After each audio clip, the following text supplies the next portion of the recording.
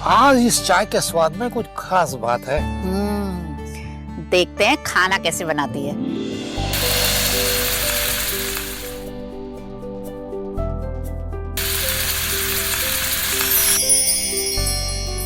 भाभी, मेरे लिए सब्जी रोटी। भाभी, मेरे लिए स्पेशल बासमती राइस।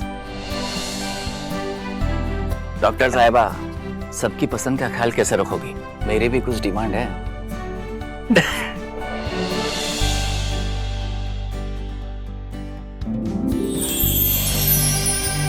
एक डॉक्टर होने के नाते सेहत का ख्याल रखना मेरा फर्ज है, और एक बहू होने के नाते परिवार वालों का दिल जीतना भी मेरा फर्ज है। ये सब पॉसिबल हो पाया है पंचामृता की वजह से। इंडिया का फर्स्ट फोर्टिफाइड राइस और इनके सारे प्रोडक्ट जो खाने में पौष्टिक तत्व की कमी को भर देते हैं।